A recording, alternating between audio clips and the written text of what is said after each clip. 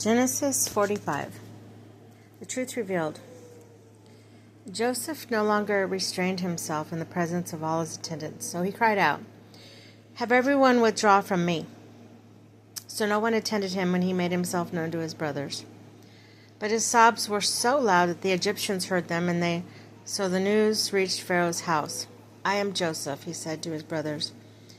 "Is my father's house still alive?" But his brothers could give him no answer, so dumbfounded that they at him. "Come closer to me," Joseph told his brothers.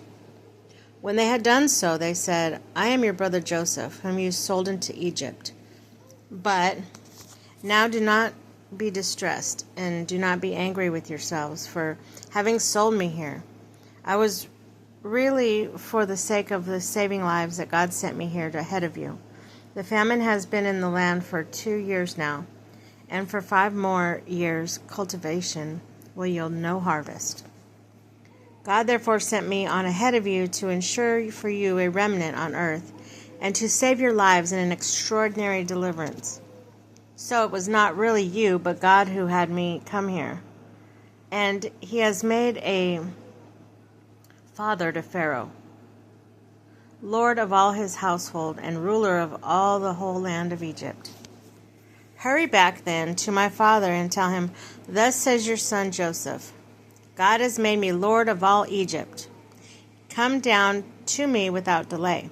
You can settle in the region of Goshen, where you will be near me, you and your children, your children's children, your flocks and herds, and everything that you own.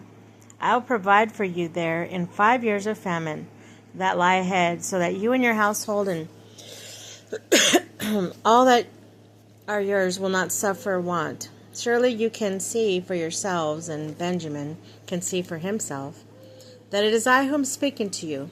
Tell my father all about my high position in Egypt and all that you have seen, but hurry and bring my father down here." Then he threw his arms around his brother Benjamin and wept on his shoulder. Joseph then kissed all his brothers and wept over them, and only then were his brothers able to talk with him. The news reached Pharaoh's house, "Joseph's brothers have come." Pharaoh and his officials were pleased. So Pharaoh told Joseph, "Say to your brothers, this is what you shall do. Load up your animals and go without delay to the land of Canaan. Therefore get your father and your households and come to me. I will assign you the best land in Egypt. There you will live off the fat of the land." Instruct them further. "Do this. Take wagons from the land of Egypt for your children and your wives, and bring your father back here. Do not be concerned about your belongings, for it is best in the whole land of Egypt shall be yours."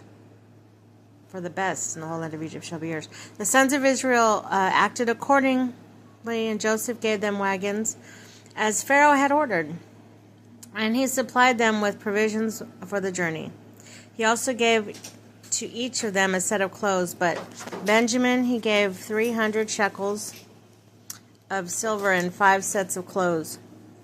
Moreover, what he had sent his father was 10 donkeys loaded with the finest products of Egypt, and another 10 loaded with grain and bread and provisions for his father's journey.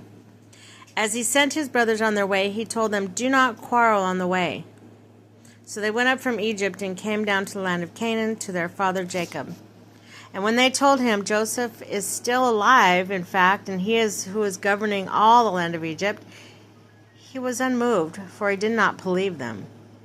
But when they had recounted to him all that Joseph had told them, when he said he saw the wagons and Joseph had sent to transport him, the spirit of their father Jacob came to life.